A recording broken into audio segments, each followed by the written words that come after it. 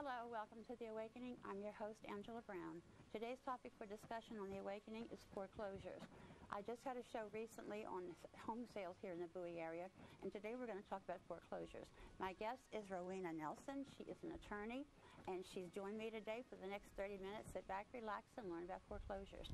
Welcome to The Awakening, Rowena. How are you? Great. Nice to meet you, Ms. Nice Brown. to meet you. Tell me, how did you get in? Well, why did you want to be a lawyer? I wanted to be a lawyer growing up as a little girl. I was watched over by my uncles, and I would usually be the one to report to my grandmother on what everyone was doing. Tattletale. So, yes. You were the tattletale. Yes, I was. And okay. so one day my uncle said to me, I had to be roughly 8 years old, he said to me, you know what, you should be a lawyer because you're always reporting on everyone, you're always trying to sort things out. And so the idea just stuck with me. In middle school, my family lived in Gary, Indiana. I lived in Logansport, Indiana for 2 years. Yes. Been to Gary. Yes. Okay. I lived in Gary, Indiana, and I participated in the Lake Worth teen court program. Yes, yes. That really sparked my interest, and I think I was 13 years old at the time, and I just really stuck with it, went to undergrad and continued in law school. Wonderful. What type of law do you do? Family law or? I do family law. Right now, the bulk of my practice is real estate, foreclosure, bankruptcy. But I do have experience with family law, some criminal law, and lemon law. Okay.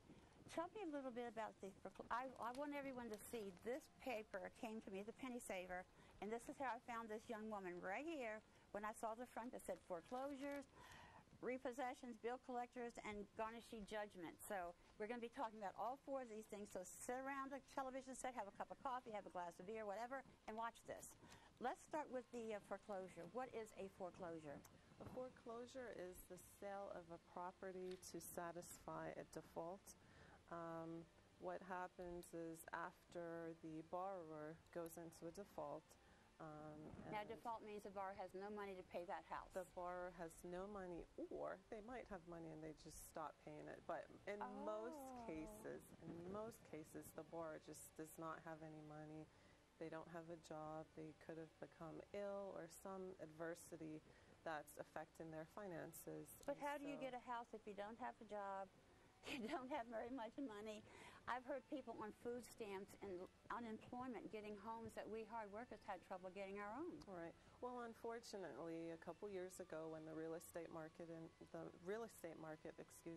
booming, like 2005. Like 2005, there was a time period when people were able to acquire home loans by stating their income and all different types of fancy ways of getting around a conventional loan, and so they were able to lock themselves into an adjustable rate mortgage. That's a bad one, isn't it? That's a bad one. You get a low payment for a little while and bingo, it goes sky high. Or a balloon mortgage or some other type of predatory lending practices that would sort of qualify a potential home buyer. Lying and cheating. Lying and cheating. Lying and cheating is the real words right there. And yeah. so people would acquire homes with little or no money down. False pretenses. False pretenses. It worked well for a while, but sometimes, people would lose their job. They were already on a slim budget, and then comes a job loss or an illness, anything that could take away a little money from what they were using for the mortgage. And so that ruins everything. They go into a default, so you're 15 days late on the mortgage payment. 15 days late, it's still okay with the lender. They might make in a couple phone calls. Once it goes to 30 days late, 30 to 60 days, they'll put you in the collections department. Over 60 days, you will then move to the loss mitigation department. And at that stage, the lender might decide they're going to file a foreclosure. How many months do they have? They just ride on somebody else's coattails for how many months? 1, 2, 3, 4, 5 months?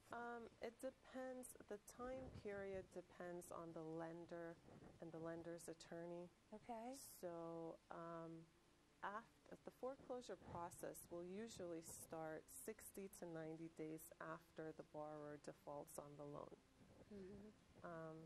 So the lender will, 45 days before the lender decides to file a foreclosure with the court, they are required under Maryland law to send a notice of intent to foreclose to the property owner. Okay. Once the owner receives that, they are on official notice that the lender has the intent to foreclose on their property. That means you're going to be thrown out of your house. Technically. Yeah, yes. technically. I mean, yes. I'm going to get down to the real, Yes, we're going to sell your home. And out you go. And you will have to move on. However you have to do it, you'll have to move on. And so once that notice of intent to foreclose is sent out, it's an indication to the borrower that, okay, I have 45 days until the lender will actually file the foreclosure documents with the court. Once the lender does that, they will have to wait another 45 days before they can make the official foreclosure date.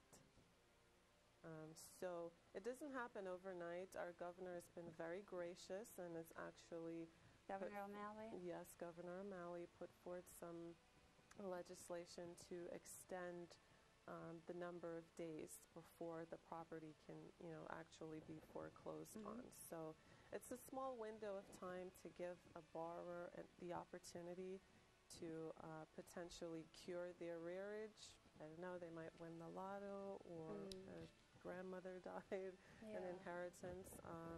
But it's a window of time to cure the arrearage or to seek help. Whether with the lender or with an approved HUD counselor or an attorney. Now, HUD is for low-income housing, isn't that right? Yes. What did the prices of these big homes go for that when they get foreclosed on? Someone told me as much as $1 million. Yes, it could be even more than that. I've seen more than that, and it's the foreclosure, especially in Prince George's County, does not only affect lower income homeowners. It's the whole spectrum. The whole spectrum of us. It's the whole spectrum. It's all different races, careers, economic backgrounds, everything. It's affecting every single homeowner in Prince George's County. And in the state of Maryland, there are 30 hot spots for foreclosures. Where? Unfortunately, our county has 26 of those. PG? Yes. Of those 26% of foreclosures. No, 20. It's 30 hot spots in the entire state of Maryland. Okay, 30 hot spots. For foreclosures. Our county has 26 of those spots. Of those hot spots. So it's the rate. Prince George's County has the highest number of foreclosures in the state of Maryland. Okay, so I mean, you don't probably know, who's going to be put out, but at the end, when their time runs out, their belongings are put out front on the streets, aren't they? It depends. There are different options. Homeowners, once, if you get the notice of intent to foreclose, so you don't just wake up the next day and the sheriff comes and says, you got to get out. You have to get out of this property. They are put on notice. They get served. There's a publication that the lender and their attorney publishes at least 3 weeks consecutively to advertise the sale of the home. In the meantime, the homeowner still has the option of doing a short sale, which is selling the property for the balance of the loan amount.